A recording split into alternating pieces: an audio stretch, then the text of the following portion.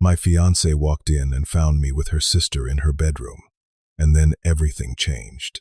I was standing in the middle of Vanessa's bedroom. Her younger sister, Nadia, was behind me in a champagne silk dress, and she had just pressed something into my hands that stopped my heart cold. Then we heard footsteps in the hall. Nadia went rigid, her arms coming around my back, gripping the fabric of my shirt like she was holding on to the edge of something high. The door swung open. Vanessa stood in the frame with one hand on the knob.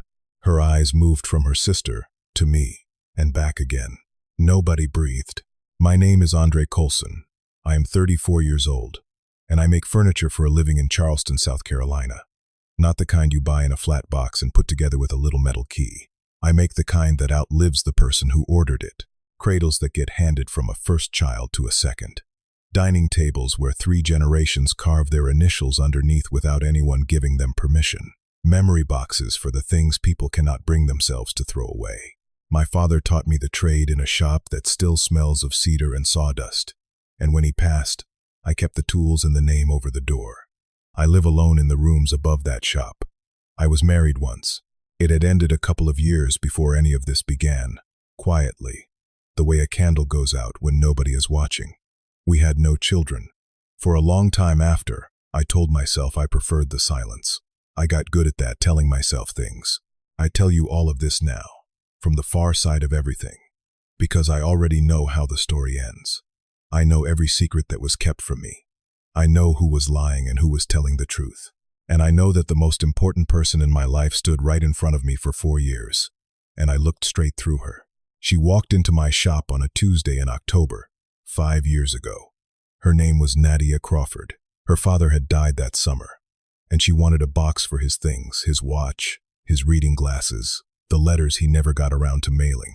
We spent 6 weeks on that box.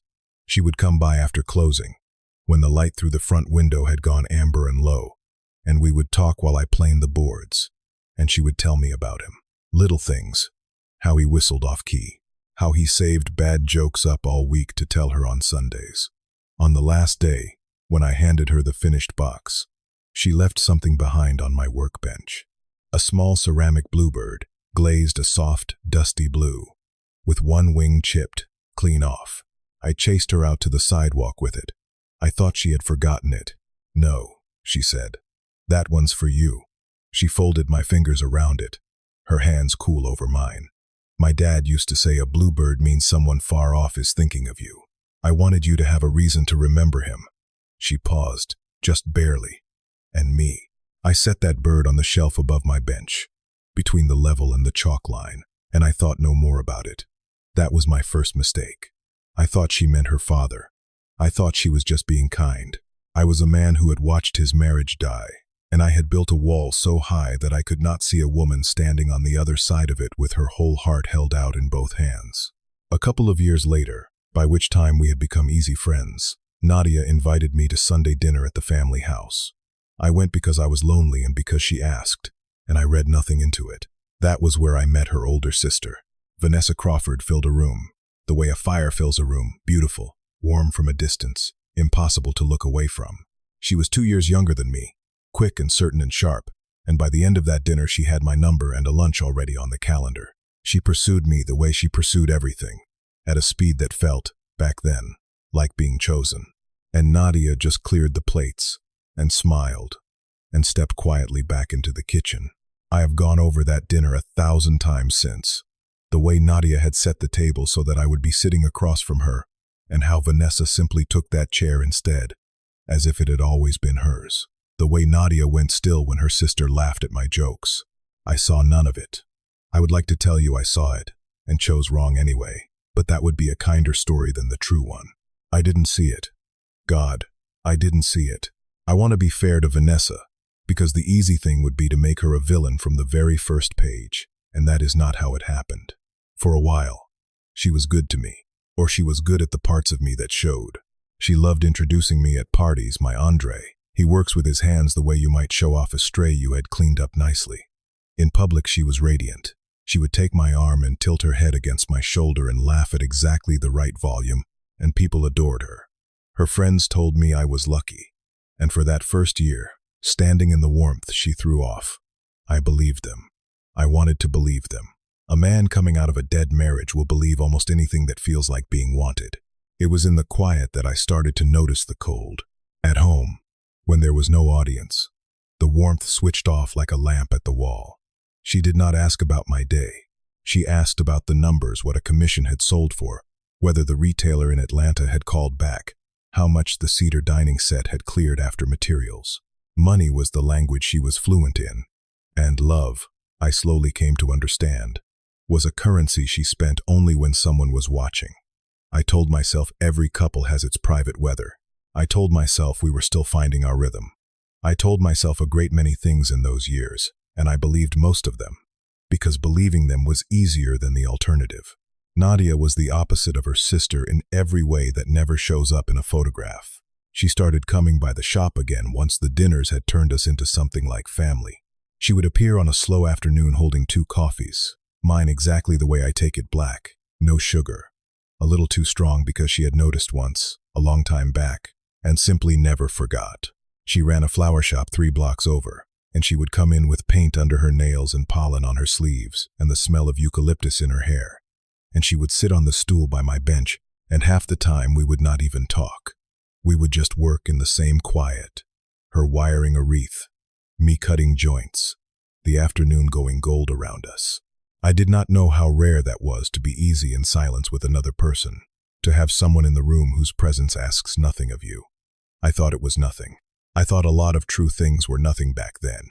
The bluebird sat on the shelf through all of it, and it became a small, strange battleground. Vanessa hated it. "Andre, honey," she said one evening, picking it up by its chipped wing like something she had found under the sink. "That ugly little thing. Can we finally toss it? It doesn't go with anything." I opened my mouth to answer, but Nadia was faster. She crossed the room, took it out of her sister's hand without a word, and set it back on the shelf, wing forward, exactly where it had been. "No," she said. "It stays."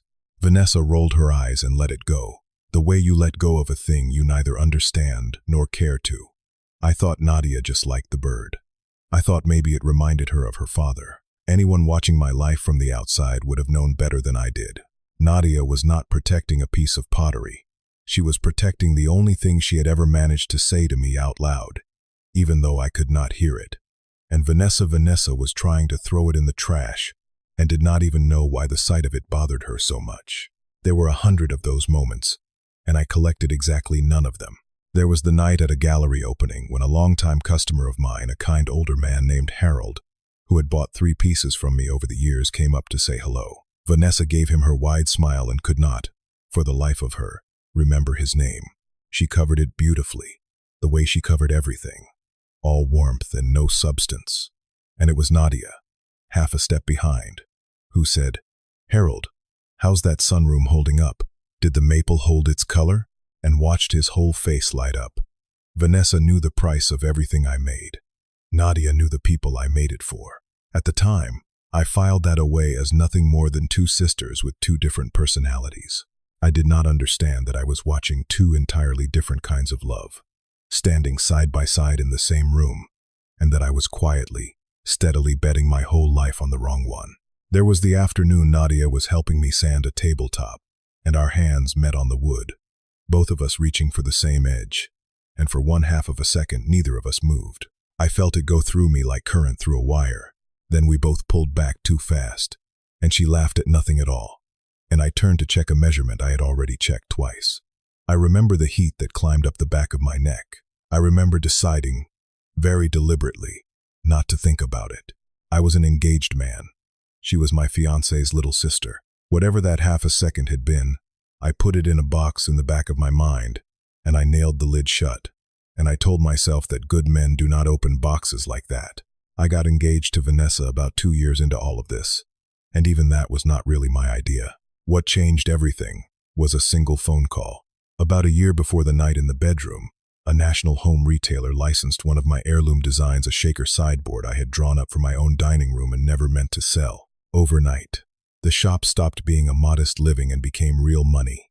More money than my father ever saw the trade make in his whole life. And overnight, Vanessa, who had been perfectly content to let our relationship drift along, suddenly wanted a date on the calendar. She began using words like our future and combining things and being practical. She wanted a joint account, so it's simpler. She wanted to sit down with a lawyer, so we're protected. She wanted my name and hers on the same pieces of paper, and she wanted it soon. I mistook all of that urgency for love finally arriving, right on schedule. A man who wants to be loved will explain almost anything to himself. And I explained it all. I proposed on a Saturday in the spring. She said yes before I had finished the sentence, and then immediately started planning a party for 150 people. Nadia was there when we told the family.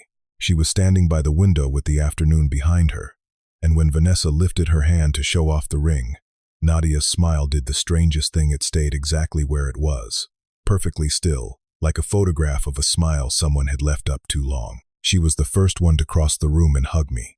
She held on for 1 extra second, 1 second longer than a sister should, and then she stepped back and said, so softly that only I could hear it over all the noise, "I hope she knows how lucky she is." I said thank you. I thought she was just being sweet. She was letting go of me, right there, in a room full of people cheering. She was quietly letting go of a man she had loved since a Tuesday in October nearly 4 years earlier, because she believed I had chosen, and because she loved me too much to make the choosing any harder for me. And I stood there in the middle of all that applause, and I did not feel a single thing move. That is the part I still cannot forgive myself for. Not that I chose wrong. That I never even knew there was a choice on the table. The engagement party was at Vanessa's condo, 6 weeks later, on a warm night in early summer.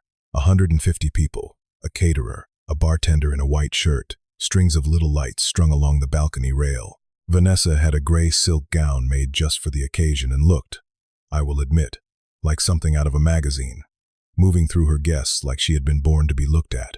I wore what I always wear, dark jeans, a plain black shirt, and she had given up trying to change that about me a long time ago. Nadia was in a champagne-colored dress that caught the light every time she turned, and she spent most of the evening near the edges of the room, refilling trays, steadying the wobble of a card table, keeping the whole machine running while her sister held court at the center of it. I noticed, that night, that Nadia kept looking at me. Not the way I understand it now. Back then, it just seemed like she had something on her mind, and could not find the moment to say it. Twice she started across the room toward me, and twice she stopped when a guest stepped into the gap. There was a tightness around her eyes that I had never once seen on her before, and she kept glancing up the stairs toward the bedrooms like the second floor was on fire. Later, I would learn what had been eating at her for weeks. She had noticed her sister slipping away from gatherings with a phone. None of us had ever seen a cheap second phone, kept tucked in the lining of a handbag, pulled out only in bathrooms and stairwells, and the front seats of parked cars. Nadia had told herself she was imagining it. Sisters do that. You explain away the person you love the way I had spent 2 years explaining away Vanessa, patching the story so it still held. But that night, sent up to the bedroom to fetch her sister's wrap, she had found it sitting right there on the nightstand, still unlocked, still glowing. And she had read enough of it, standing alone in that room with the party roaring 1 floor below, to know that she could never unknow it as long as she lived. She found me by the bar and put her hand on my sleeve. "Andre, I need you to come upstairs, now, please." Her voice was steady, but her hand was not. And in 4 years, I had never once heard Nadia ask me for anything. Not really. So I set down my drink, and I followed her up. She closed the bedroom door behind us, and the party dropped to a hum through the floorboards. There was only the yellow light of the bedside lamp, and Vanessa's perfume hanging thick and sweet in the air, and Nadia standing there holding out a phone that was not her own. "I wasn't looking for it," she said. "I swear to you, Andre, I was not looking for it." She sent me up for her wrap, and it was just sitting there, awake. Her hand shook. "I need you to read it. I can't be the one to tell you. You have to see it yourself." I took it. The screen was cold and blue against my palm in that dark room. And I read a conversation between the woman I was about to marry and a man named Bryce Tanner that quietly took the floor out from under me. I will not repeat all of it. The parts that mattered were plain enough. Get the ring on him first. Once the account's joint, moving it is easy. The lawyer already softened the language on the agreement. He won't read it close. He trusts you. Then we're clear by spring, baby. And we're gone. There were months of it, scrolling back and back.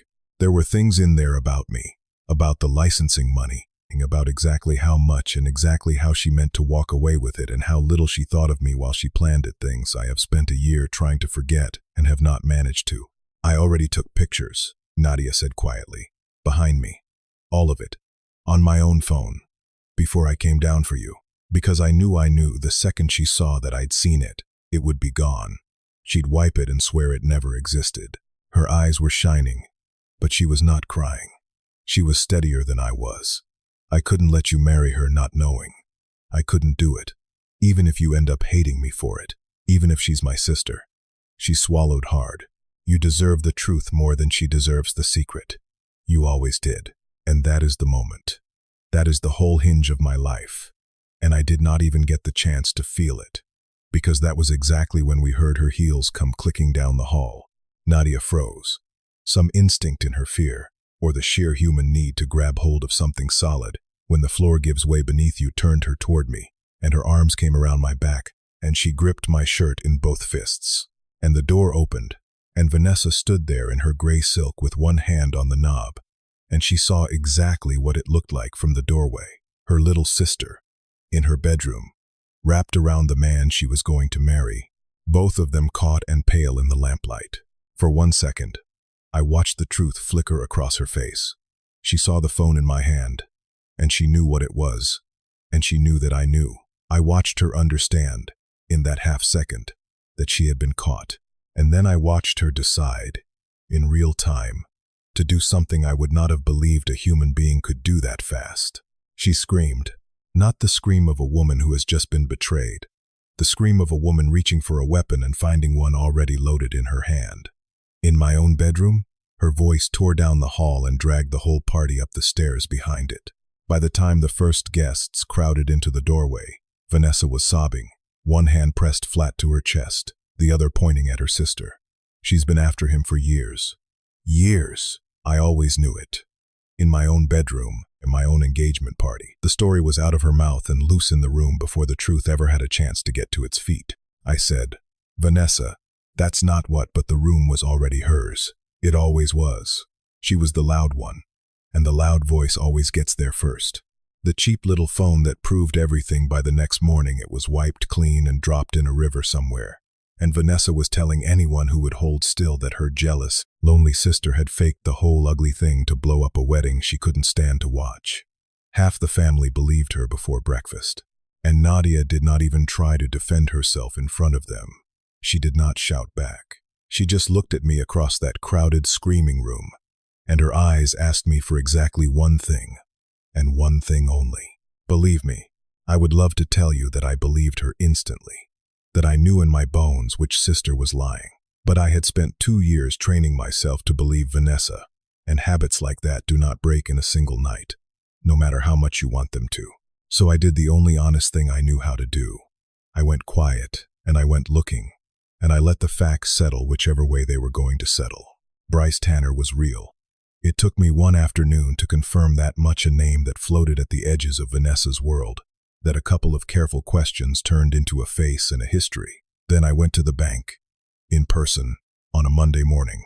The joint account that Vanessa had been so eager for me to open had already been opened, and there was already movement in it that I had never authorized and could not account for. Money sliding out in careful, unremarkable amounts. Then I took Nadia's photographs to the family's own lawyer, the same honest man who had drawn up our agreement, and I watched the color drain out of his face as he laid the language he remembered writing beside the language that was actually on the signed page. Somewhere between his desk and Vanessa's hands, the document meant to protect me had quietly become a document that protected her. I did not need a jury after that. I have spent my whole life reading grain and joints, running my thumb along a surface to find the place where 2 pieces of wood only pretend to fit. This was the same thing exactly. Once I knew where to look, the seam was obvious, and it ran straight through everything she had ever told me. Nadia had told me the truth, every single word of it. I confronted Vanessa in the daylight, at a kitchen table, with copies of all of it laid out between us, the bank statements, the 2 agreements side by side, the photographs Nadia had risked everything to take. I did not raise my voice, because I finally understood that volume had always been her trick and never mine. She tried the tears first. When the tears did not move me, She tried explaining, telling me I had misread it, that Bryce was nothing, that the paperwork was a misunderstanding a good lawyer could clear up. When the explaining did not work, she tried contempt, and when even the contempt slid off me, she went cold and still, which was, I think, the closest thing to honest she had shown me in 2 whole years. "You were never going to keep up with me anyway," she said, gathering her purse to leave. She was probably right about that. I never wanted to keep up with her. I just hadn't known yet what I actually wanted instead of her. I called off the wedding that same week. I did not make it loud. I did not need the 150 people to gather again and watch me be proven right. I just took the ring back, closed the account, unwound the paperwork with the pale lawyer's help, and let the quiet come back into the rooms above my shop, the way it had been before any of it started. And that is when I finally understood the thing that had been sitting 6 inches from my face for 4 solid years. It was late, the shop dark except for the single lamp over my bench, the whole street outside gone to sleep. I could not settle. I kept circling back to Nadia, to the 2 coffees, to the easy silences, to the way she had set that table so I would sit across from her, to its days, to 1 extra second in a hug, and my eyes landed on the bluebird up on the shelf. I took it down. I do not entirely know why. I think I just wanted to hold the one thing in that whole room that had never once lied to me. That was when I felt it. A seam under the base, where the felt pad was lifting at one corner. My hands know seams before my eyes do. I peeled it back, slow, in the lamplight, and underneath there was a small square of paper, folded 4 times over, the ink gone soft and pale with 4 years of sitting there in the dark. Her handwriting, careful and round. The very same hand that labeled the buckets in her flower shop. "If you ever turn this bird over, it means I never found the courage to say it out loud. I have loved you since the 2nd week of that box, Andre. I gave you a bird instead of a sentence because I was afraid. If you're reading this, I hope it isn't too late. And if it is, I hope you were happy. That was always the only thing I really wanted for you. N." I read it twice, and then a 3rd time. Every silence I had mistaken for nothing rearranged itself in front of me. The 2nd coffee. The table set, so I would face her. "It stays." A sentence she had been too afraid to finish out loud, spread thin across 4 years and hidden inside a bird. I sat down on the floor of my own shop, 34 years old, and I held that little chipped bird in both hands. And I understood at last what it had been trying to tell me every single day for 4 years. Someone far off is thinking of you. She had never been far off. She had been right there, on the stool by my bench, black coffee going cold in her hand, close enough to touch the whole time. I was the one who had been far off. I had been far off from the very beginning, and I had built the distance myself, board by board, and called it being careful. I did not run to her that night. I want you to know that. A better story might have me driving across town in the dark with the windows down. But I had just climbed out of a thing built entirely on a person who did everything fast and loud, and Nadia deserved the exact opposite of that. She deserved to be chosen slowly, in the daylight, on purpose, by a man who was sure of what he was doing. So I gave it time. I gave us both some time. I owed her at least that much after 4 years of owing her everything. I went to the flower shop first, a week later, in the middle of an ordinary Wednesday. She was behind the counter with pollen on her sleeves and an armful of white carnations, and when the bell over the door rang and she looked up and saw that it was me, she went completely still. The same stillness I had seen at the engagement party, the same stillness I had seen 100 times before that, and never once understood until now. "I found the note," I said. She set the carnations down very carefully on the counter, like they might break, like she herself might break. "I wrote that a long time ago," she said, not looking at me. "You don't owe me anything for it. It was never meant to be a bill. I know I don't owe you," I said. "That's not why I'm here. I'm here because you are the only person in my whole life who told me the truth when it cost you everything to say it. You lost your sister over it. You let a room full of people call you a liar, and you never once opened your mouth to save yourself. I am not a man of speeches. I never have been. I have been looking straight through you for 4 years, Nadia. I would very much like to stop. We did not fall into anything after that. That is the part I am proudest of, if I am allowed to be proud of anything in this story. We started gently. The way you start a fire, you actually intend to keep one small dry piece at a time, No rushing it, letting each thing catch before you add the next. For weeks it was only walks. She would close up the flower shop, and I would close up the wood shop, and we would walk the long way home, along the water in the evenings, and talk about everything except the wreckage, until enough weeks had gone by that we could finally talk about the wreckage too, and even, eventually, laugh at some of it. There was no single dramatic night, no moment I could point to and call the beginning. There was just a slow accumulation of ordinary days, each one a little warmer than the last, until one evening I realized I could not remember what the rooms above my shop had felt like before her. The bluebird came down off the shelf above my bench and went onto a shelf in a home that was slowly, quietly becoming ours: cedar and carnations, sawdust and eucalyptus. The two smells of our two trades braided together in the same set of rooms. Mornings I was at the bench. Afternoons I would walk the 3 blocks down and sit on the stool at her shop, the way she used to sit at mine, and hand her the wire while she built her wreaths. And neither of us would say much of anything, and it was the easiest thing I have ever done in my life. I had spent 2 years being introduced at parties as a man who worked with his hands. She was the first person who ever just sat beside those hands and let them be quiet. As for Vanessa, the truth she had worked so hard to bury did the thing that truth eventually always does. Bryce Tanner did not stay loyal to a sinking plan for very long, and once the bank and the lawyer had what they needed, the joint account and the altered agreement stopped being a family scandal and quietly became a legal problem, an expensive and lonely one that was hers alone to carry. She did not go to prison. She went somewhere far away instead, somewhere no one had heard the story yet, which for a person built like Vanessa may amount to nearly the same thing.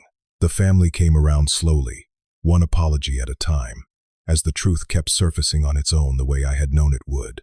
But Nadia never made any of them grovel for it, and neither did I. I do not spend much time thinking about Vanessa anymore. That surprised me most of all. In the end, how little room she takes up now. How quickly a fire goes cold once you finally stop feeding it. For 4 years, she had felt like the largest thing in my life. It turned out she had only ever been the loudest. Almost a year to the day after the party, on a slow gold evening, Nadia finally said the one thing she had been holding back all that time. We were out on the porch, and she was turning a coffee cup around and around in her hands, and she would not look at me. "Can I ask you something? And you promised to tell me the truth." I told her, always. Was I just what was left? After the wreck, am I the person you actually wanted? Or am I only the one who happened to be standing closest when everything else fell down? I did not answer her with words.